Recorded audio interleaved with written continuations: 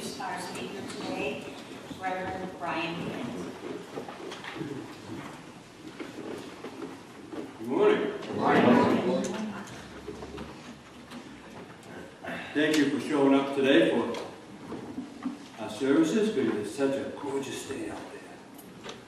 Sun, and it's pretty warm. Actually, I should be home cutting my grass, probably.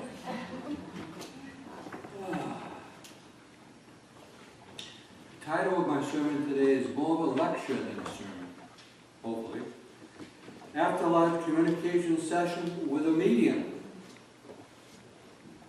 This is a litany of information that will help to make a connection with the hereafter. And some of the connections I've had are personal experience, so I always like to interject, well, why are you thinking that? Why would that be? Why would this be? Well, because something has happened in my life that indicates those are the best ways to make communication. Not different ways of doing it, but the way that it helped me. There are as many ways to contact spirit as there are spirits. However, there are certain steps to get the gates open wide and provide a good communication with the other side of life. Before the session, you have to do your work. Interesting, isn't it?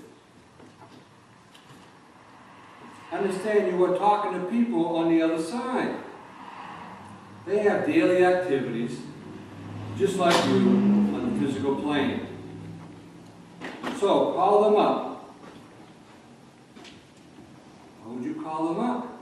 You would think of them in your mind, and the telephone will ring on the other side. And it's up to them if they want to answer it. And make sure it's just before the mediumship session, not just minutes before. Yet, of course, think of them before the session, too, for hours or days before the session. They're doing their own thing on the other side. The daily activities there, what would you be like if someone called you up and say, get over here to Boston, I got a session tomorrow morning at 5 o'clock and 10 o'clock at night, or 2 o'clock in the afternoon. Hey, there's other things to do. So think of them beforehand, and not just a few minutes beforehand, but a few days, 3 days, 4 days. It makes a difference. It really does. I understand at times you don't know the exact time of the reading, but at least you know the day, and that's important. Wow, what experience did I have to think that is important? My father passed the spirit many, many years ago, actually 1968. And one evening, of course being married to Lynn, being a medium, I wanted to contact my father. And I said to her, I really have to talk to him. And luckily, she said, well, I'll try, but they have their things to do that they want to do. And I've been thinking about it for like 2 or 3 days before, easily. Because I had a certain thing that I want to have information on. So I said, we'll do this at 8 o'clock at night. So 7:30 comes around, I go, boy, I really want to get this going. So it's about 7:45. I said, we'll sit down, let's do it. Well, guess what? My father was not there. Son of a gun. But my grandfather was, which is kind of interesting. And he came through and he said, it's not 8 o'clock yet. You won't arrive until 8 o'clock. It's quite a rough. And this is what Lynn is getting for a very strong impression. So of course with a family connection like that, you're going to get a pretty good information. So we're sitting there waiting to 8 o'clock, and all of a sudden 8:01 came and whoop, there's my father.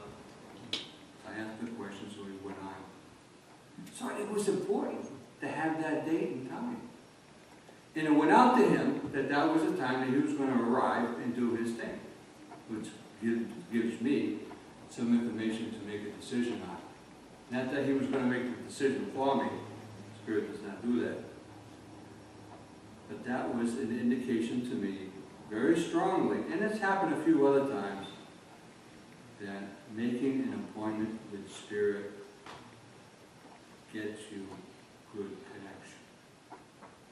That appointment is so important. Not that maybe some other people would show up anyhow, because it gets around on the other side. Oh, your cousin down below is looking for some answers. You know, let's go down and help him out. Or your son, or your daughter, or your mother, or your father. So it gets around in Spirit very quickly. Second thing, before your session. Now here, as you notice, we have a short prelude of music. That is important.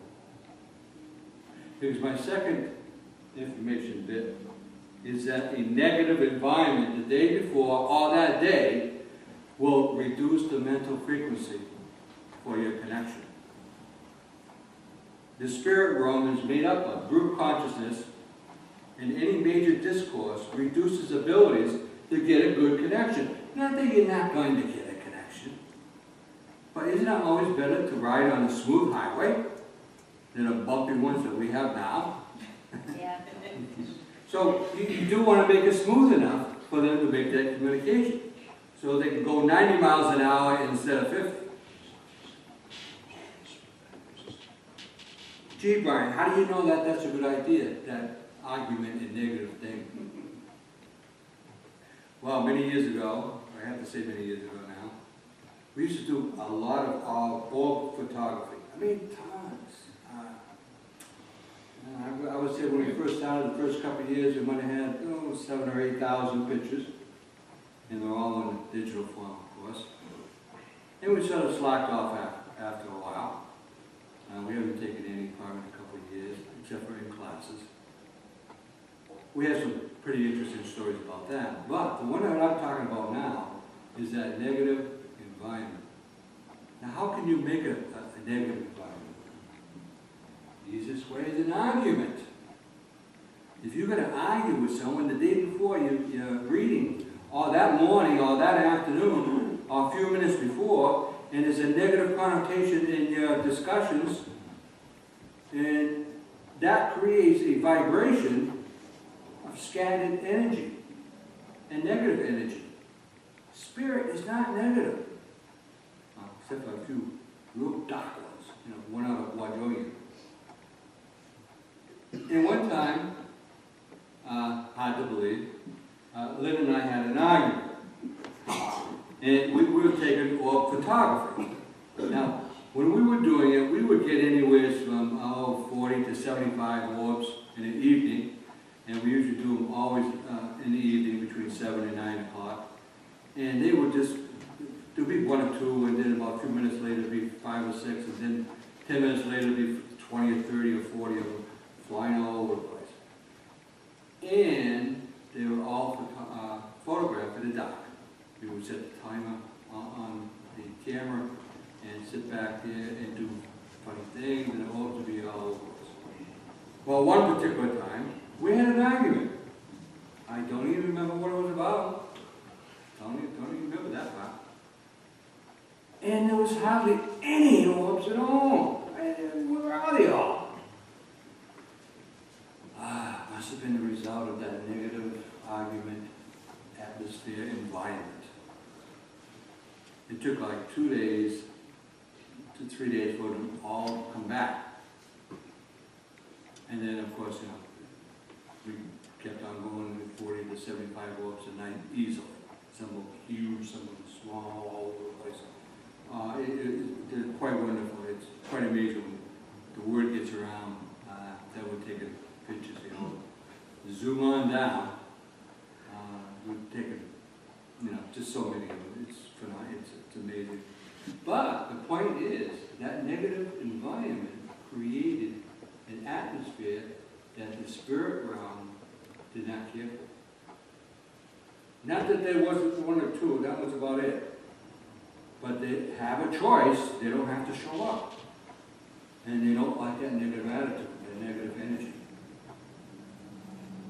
So what happens? Be calm, collective. You know, if you get a big argument before the session, you're going to make some kind of connection, but it's not going to be as good as if it was a clean, even environment.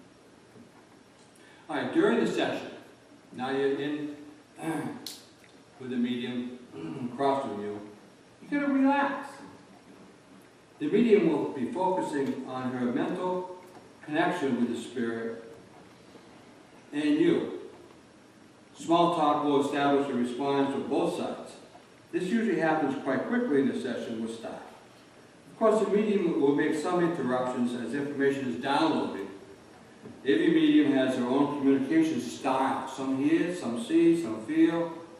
It's all kinds of ways of connecting with spirit. Each medium has their own way of making this connection. To get the very best connection, you should be sitting opposite the medium without crossed arms or hands or clasped. It creates an unwelcome environment for everyone concerned. Because it creates this, I don't want to hear, prove it. Can't you bring in my son-in-law from 2 years ago that was passed? I don't think you can do that. You know, this is stuff that could be going off in your mind. It's better to present an open mind for whatever you get. Relax. Take a few deep breaths if you can. And go. Waiting for a response from the medium. Now, if you keep yakking, it's like 2 or 3 people talking at the same time. Can you concentrate on 3 people talking at the same time when you're in the group in the physical? No. Because I can't. You should just have to concentrate on one. Do not outright reject anything given to you in a mediumship session. Remember, your mind is not fallible, and the information given could be understood later on. I can't tell you how many times Lynn gets an email back or an actual phone call indicating, oh, you know, that information that was on the disc that I didn't think it was so and so. Well, guess what? It is. I talked to my mother or my father. And you can't give an exact answer, yes or no, right sitting there across from a medium. You just can't do it. So every single thing that they say, consider it, even if you don't understand it. Because later on it could make sense, or it might never make any sense. But the big point here is don't reject it. I don't care what it is. Just to give an example that's not in here. I used to get messages also, and one time I had this man that had in my mind a vision of a big X on his chest. A big X. And what the heck is that? I'm saying in my mind. So I'm going to give it to the woman, and I did. This big X on the chest. She accepted it. Says, okay, I'm not sure what that is. She comes back later on saying, that's my son. Passed the spirit, and he idolized Malcolm X. Crazy, isn't it? But if she didn't take that and say, yeah, I'll take that. Now, if she rejected it completely, she would have bypassed all the information that was given later. So, rejection of information from a medium, 0. Not that it's going to mean something later on, but it could. That's the important part. Sometimes you want definitive dates and times and names, addresses, social security numbers from spirit to make a connection. They don't care about that stuff. They really don't. So I mean, why should you have that precious time spent on trying to prove that you make a connection with spirit? It's much better with a description, allegation that they did so and so, and you recognize them, and a message comes, that will give you information to make a better decision. That's the important part.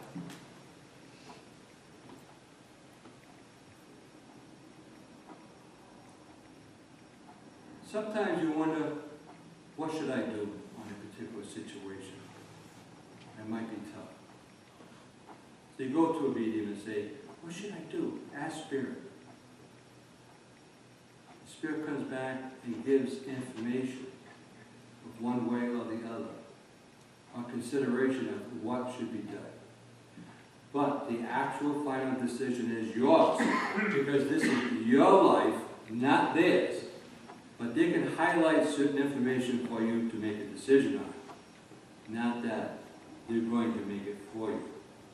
Because it's your life. Come on, let's face it. They've already been down here through that, all that stuff.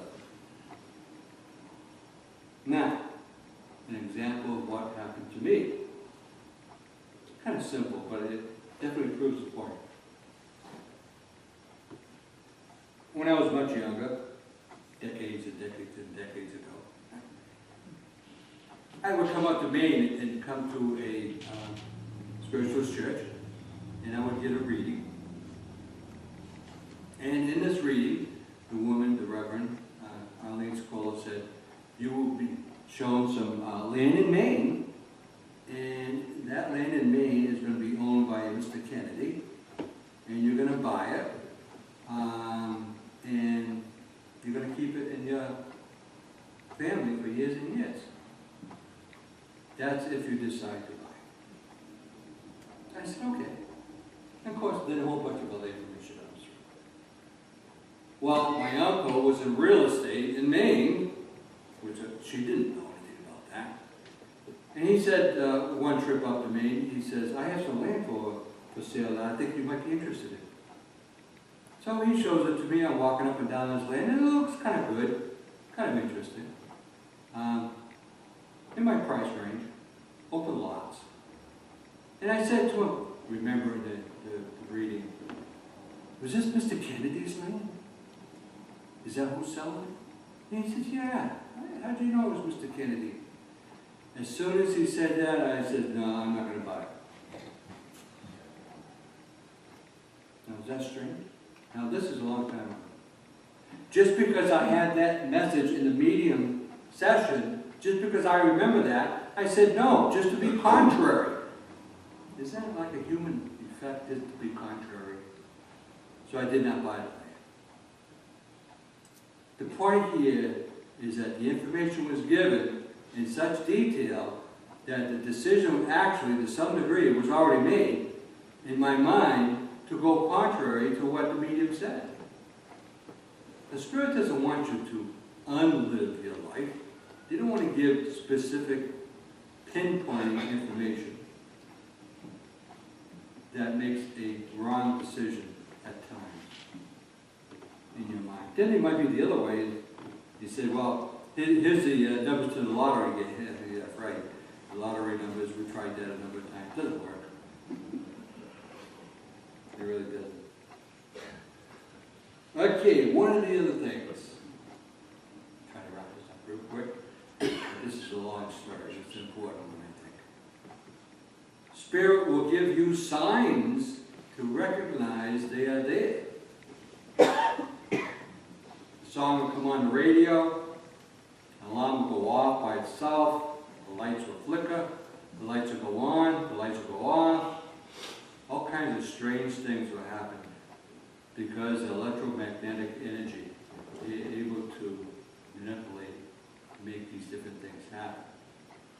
And at times it's kind of scary. My mother passed in January 1999, and it was snowing around, a lot of snow actually. Right after she had passed, my wife came home for a particular reason, I don't remember. Well, actually, I came home, parked the car, snowstorm, got out, went to the apartment. The next day she had to go to a location somewhere, there's an appointment. So she got up and went out to the car. This is like in 2 days when my mother's passing. She opened up the car door and a robin came out of the car. Jumped out, landed on the snow, and flew away. Now, I have no idea. When I parked the car, there was no robin in that car. Now, the robin is my number one love of birds of my mother. Now, January is not known really of robins being around. They'll come around in March, and sometimes in February, late February, but March or April. January, middle of January, a robin in a car? No way, no how. She was saying to Lynn, when she opened the door, that I'm here, I'm fine, tell my son I'm great, this is my robin bird. Now it's kind of dramatic. Then I've got a light on and off in my bedroom, which we have touch lamps. My daughter, who passed the spirit before she was born, Emily. And when she's around, the light will flicker on and stay on. And I said, "Wait, did you turn the light on?" "No, I didn't turn the light on. I wasn't in there." No, she's around. And that doesn't happen like once a year. It happens like every 2 or 3 weeks. She turns the light on for us. Sometimes her daughter, who is in spirit, also does that on her side with a lamp that's a touch lamp to indicate that they are there. Now, you should look for this if you really want to. And if you say in your mind, "Oh, Spirit, I would like to have some kind of connection with you. Can you bring something to me?" And then they'll look around, and then maybe not that day, the second day, 3, 4, 5 days later, something will happen. And then when it does happen, acknowledge it and say, "Yeah, oh, thank you, I appreciate it. Oh, I see that. Yes, yes. I'm thinking of you. I appreciate it. Thank you." I think that's fairly important. I don't know how many times they probably say, "I can't get anything through to them." And you're probably sitting there saying, "I can't get any connection with my spirit loved ones." Hey, you're not looking for it. Ask for it, and you will receive it. Now, not quite as dramatic as probably the robin, but then again, you might. Last but not least, dreams. Dreams are big, huge. You have a dream of your loved one. I mean, I've had a number of them. And they're trying to tell you and making connections.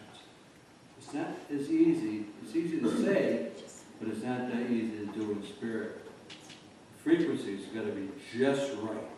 And of course, you have to remember in your consciousness, and a lot of times you have a dream, you don't recognize that in the morning when you wake up. So early morning is really a good time for them to make connections. And usually my connections come through early morning time. And acknowledge that dream on all the stuff that we're talking about. Acknowledge it and thank them for making the effort to come through to make a connection. And I'm hoping that some of this information will rub off for goodness sake, for them to make connections for you.